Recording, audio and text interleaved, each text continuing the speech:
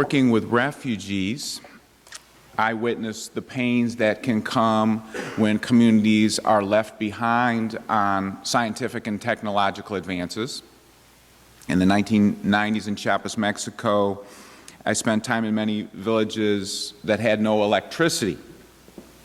As an example of the simple tools available in their regular life, with hand machetes, campesinos spent hours toiling in the hot sun working on corn crops.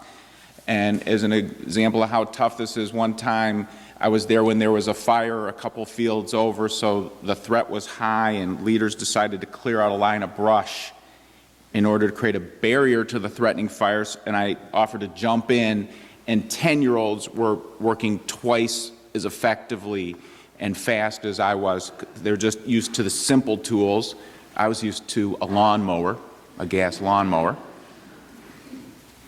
With no phones or email, the people of this village struggled to figure out the best place to sell their products for a fair price. Where are we going to take this corn we worked so hard on to sell? It's a guess. We'll get on a bus and see if it works. And this communication challenge impeded many other aspects of their lives. And over the last decades, I kept up to some extent with the progress of these communities, and interestingly, most homes never did get landline phones. However, the Mexican villages eventually did get electricity, and many folks obtained cell phones, the new invention. They leapfrogged over an entire stage of communications technology, and the cell phone helped them not only to plan their business affairs, but also keep in touch with loved ones back in Guatemala, socialize in their village, feel more comfortable in arranging medical care. We live in tumultuous times. Right now, some folks are struggling to find tangible reasons for hopefulness in our country and in our world. So today, we take a step back and lift up how science engenders hope. The religious community, people of faith, should pay attention and give thanks when something happens like a cell phone is invented and made available to help poor communities around the globe to be more effective and comfortable in their living. Ian Barber started teaching about the relationship between religion and science at Carleton College in 1955. 60 years ago in small-town Minnesota. It was pretty radical for this guy to be arguing that religion and science don't have to conflict with each other, but can have a synergistic positive impact on people's lives. And over his 60-year career, bless his heart, he died 2 years ago, Mr. Barber was pleased when he was joined publicly in his campaign by people like the Dalai Lama, the Archbishop of Canterbury, and thousands of religious and scientific leaders around the globe, promoting constructive, hopeful engagement between science and religion. This effort actually goes back centuries, and as Unitarian Universalists, we should be proud of our tradition of faithfully bringing hope into being with sciences.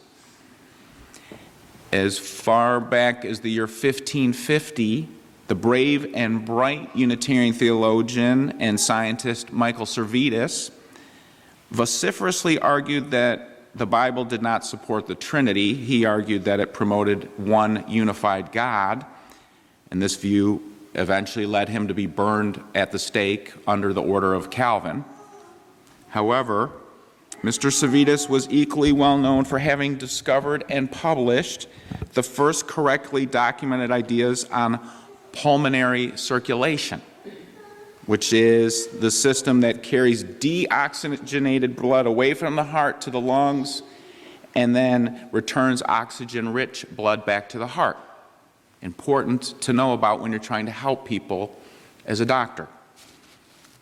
In 1774, an equally scientific-minded Unitarian minister, Joseph Priestley, discovered oxygen. I actually don't fully understand how Servetus made his discovery without knowing what oxygen was, but that's something we could Somebody could explain that to me later. But it was a Unitarian minister who discovered oxygen. He was actually the leader who helped to found the first Unitarian Church of Philadelphia downtown in 1776, one of the first 2 Unitarian churches in the country. And I think we should give thanks for the fact that in discovering the functions of blood circulation and oxygen, Unitarian leaders helped advance human well-being around the world. They saw religion and science like this way before their time. The strong affinity between science and Unitarian and Universalist religious education was highlighted in 1925 with the Scopes trial, also known as the Monkey trial. The trial focused the intense national debate about whether public schools should teach biblical creationism or scientific evolutionism. High school teacher John Scopes was on trial in Tennessee for teaching evolution. The attorney Clarence Darrow, who represented Mr. Scopes, had strong connections with Unitarian churches. Unitarians around the country supported the case. And this was science and religion helping to unravel the mysteries of where we come from. Where do we come from? What are we?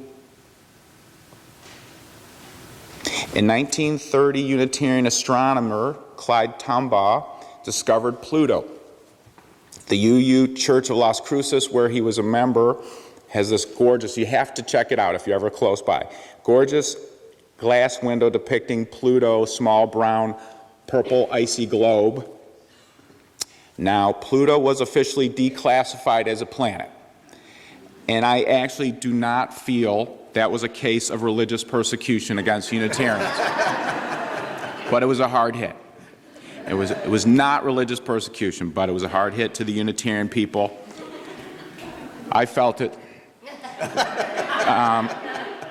But Tombaugh discovering Pluto was science and religion, helping us unravel the mysteries of where we are in the surrounding cosmos. The spiritual theme of the month is hope. How do science and religion, when they're working well together, give you hope? Think about it. Of course, scientific advancements do not always engender hope. One crucial voice speaking to scientific shortcomings was Robert Oppenheimer, chief of the team which invented the atomic bomb. Oppenheimer lamented how those physicists on his team came to participate directly in sin, his own word, through their work of creating the world's most devastating weapon.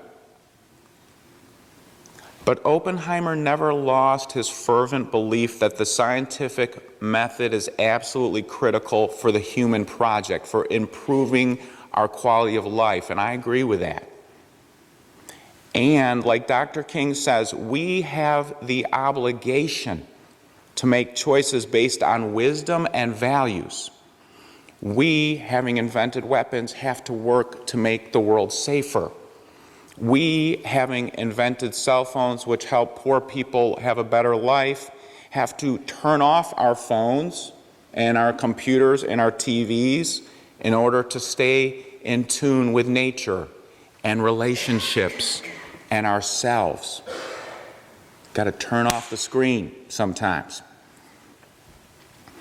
Paul Tatey is chair of our humanist group here at the church, and he often helps me think about the relationship between religion and science. Paul notes that chemistry and pharmacology bring hope. In 1990, the top 3 causes of death were pneumonia, flu, tuberculosis, and digestive disease, all of which are treated now with vaccines and antibiotics. Up to 3 million lives are saved a year with those advancements. Religion should care.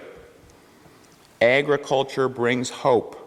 Improvements in fertilizers have increased crop production over 4-fold in the last 100 years. We have better capacity to make quality food, to distribute it. Now we just have to do that. Physics and electricity bring hope. for hydroelectric dams that give power to entire villages, life-saving hospital equipment. Scientific advancements are bringing renewable energy and clean water to save lives all around the world, and we should care. It should be talked about in the pulpit. And this month, large numbers of scientists around the country and the globe are declaring that the discipline and practice of science are under siege, and we should stand in support of that effort. This week, Reuters reported that on the official White House website, a page devoted to climate change has been taken down and put in the archives, hidden away. The web page, which the White House took down, displayed the work scientists have recorded, like 2016 being the hottest year on record, and government initiatives trying to combat the issue. Unfortunately, Mr. Scott Pruitt, the new head of the EPA, said in testimony to Congress it's irrelevant what he believes about the cause of climate change. As the head of the EPA, that sounds like a man who's not focused on the value of science. People of faith in churches, synagogues, and mosques should stand firmly in support of science being used to improve the quality of our lives. Thankfully, we have many spiritual giants to look to for inspiration. In 1962, for example, naturalist and science writer Rachel Carson wrote Silent Spring. Carson warned that pesticides like DDT were being sprayed excessively in attempts to control crop pests. Poisons were being washed into waterways and moved along the food chain, threatening delicate ecosystems, birds, fish, humans. The EPA, created in 1970 under Richard Nixon, took heed of the warning and banned DDT in '72. We need to engage our hearts and our minds and our souls in the courageous work, continuing the work of putting accurate information and wisdom and ethics into making tough decisions. People are standing up all over the place in public witness. Last week, we had 2 buses of folks who went down to D.C. I know at least dozens, if not 100 of our folks went downtown to Philly for public witness. We had people in L.A. and Boston out in the streets for justice and reason and using intelligent methods, counting facts to help make the world a better place. It's difficult work. It's difficult because not only at times we have to face down ill-conceived policies in the government, but also multinational corporations. It's also difficult because at times we're going to have to give up our comfort and our privilege and our addiction. Comfort, privilege, and addiction. Just because science gives us all these ways of being doesn't mean it's right. We have to use our wisdom and our ethics in our daily life and help each other. The good news is you can feed your soul to do the strong work many ways. Feed your soul. Science, being engaged with it, is one way to feed your soul so you can be strong. Amateur astronomer John Lowry Dobson died 2 years ago at the age of 98. One major factor in his happy longevity was stargazing. He loved to watch the sky and the stars. Mr. Dobson's life passion was encouraging wide ranges of people to stargaze. He invented a low-budget telescope for the purpose of making the cosmos available for more people. If you get a chance to take a look through a telescope, do it. Do it. And while you're looking, try to wrap your head around the fact that the most current estimates calculate there are 100 to 200 billion galaxies in the universe, each of which has hundreds of billions of stars. Okay, just look up tonight if you want. And remember, there are estimated 100 to 200 billion galaxies in the universe, each of which has hundreds of billions of stars. And you can always just do this with your naked eye. Look at the sky tonight and also contemplate the fact that there are very high odds that the conditions needed for life exist in millions of other planets. That brings me awe and wonder to live, to be excited, to be hopeful. Maybe life is beginning on another planet right now. Quote your preacher on that one, people. Maybe life is beginning on another planet right now.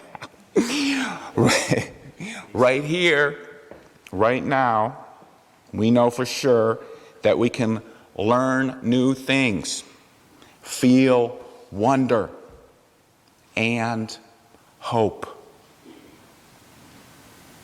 Science and religion together help us to see into the majesty and mystery of all. This energizes us to live with generosity. If we're open to step into a new way of seeing and understanding the world, these new paradigms can help us to begin new ways of relating to each other and Mother Earth. Blessings be. Amen.